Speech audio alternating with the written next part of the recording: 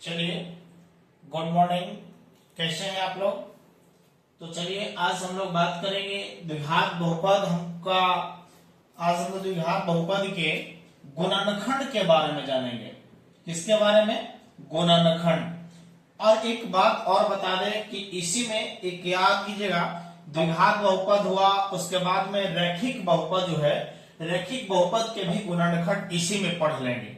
ध्यान से समझ लीजिएगा, रैखिक बहुपद, बहुपद का गुणनखंड समझने की प्रयास कीजिएगा। गुणनखंड, गुणनखंड की बात हम लोग समझ लेंगे तो क्लियर हो जाएगा आपको।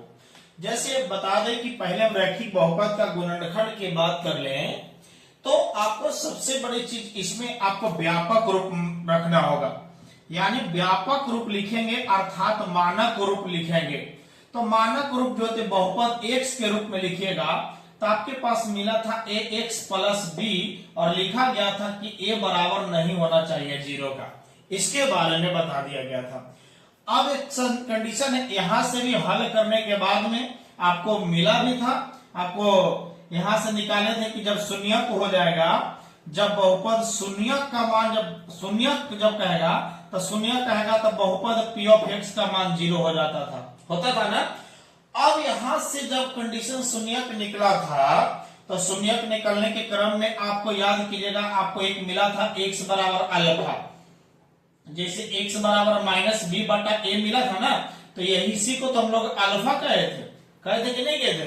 अब कंडीशन है कि जबकि प्लस में है अल्फा तो x के तरफ जाएगा तो बोलिए क्या मिल जाएगा? माइनस में।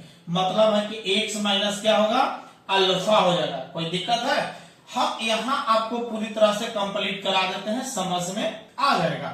देखने का प्रयास कीजिए। पहले हमारे पास जो है p ऑफ x का मान आपके पास दिया हुआ है ax प्लस b और बराबर कुछ हो जाएगा 0 हो जाएगा।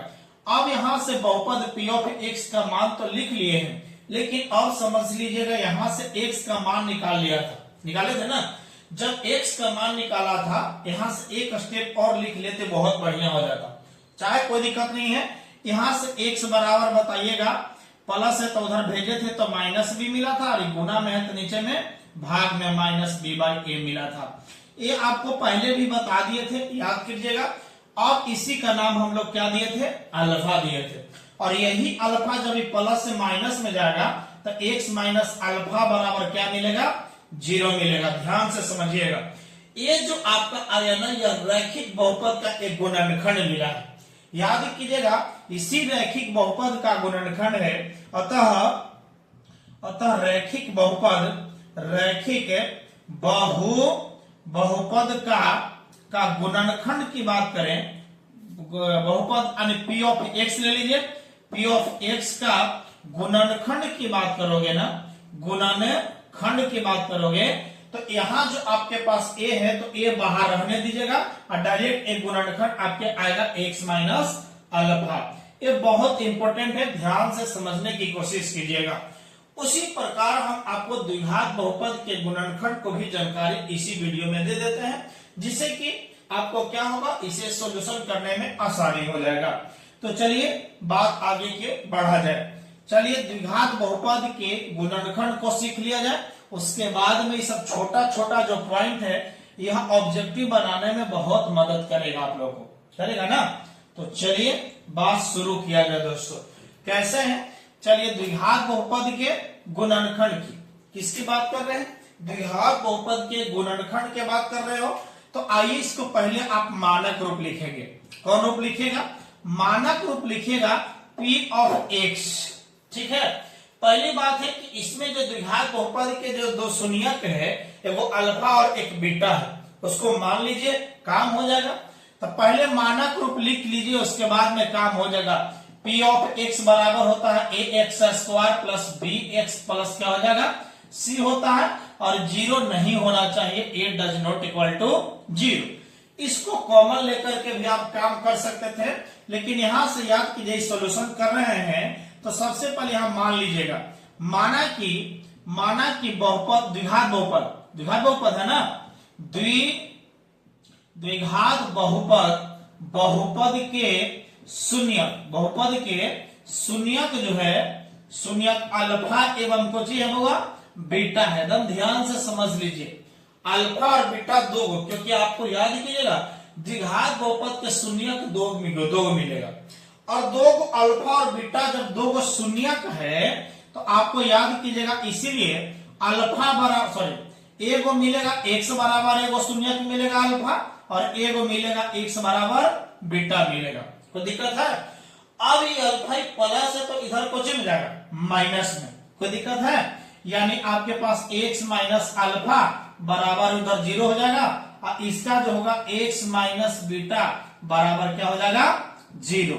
ये आपके पास दो गुणनखंड मिले हैं, तो इसीलिए हम लोग डायरेक्ट लिख दें अतः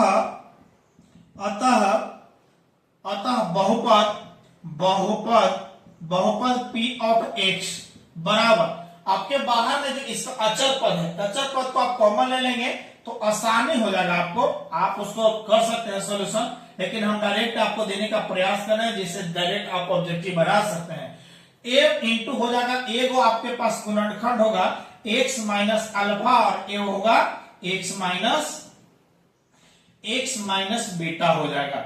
ये आपका एक गुणनखंड, यही हुआ बहुपद P ऑफ x का, बताइए क्या चीज मिला होगा?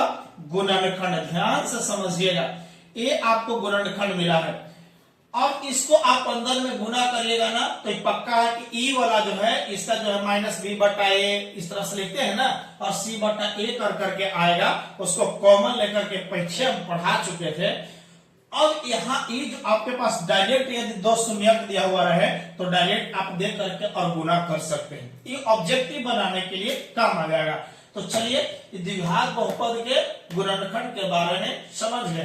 द्विघात बहुपद के गुणनखंड पूछे तो बताइए ए कॉमन रहेगा, x माइनस अल्फा और x माइनस बीटा हो जाएगा। लेकिन एक बताइए रैखिक बहुपद के गुणनखंड पूछे तो a इंटू बस एक गो है तो x माइनस अल्फा, हम खत्म हो जाएगा, उसके लिए और कोई दिक्कत नहीं है। तो चलिए मिलेंगे अगले वीडियो में, इसके बाद में आप पढ़ेंगे द्विघात बहुपद ज्ञात करने का सूत्र। देखिए कैसे ज्ञात कर रहे हैं, इसको जब सीख लिए तो द्विघात बहुपद ज्ञात करने का जो सूत्र है वो कैसे मिलता है, चलिए शुरू करते हैं अगले वीडियो में।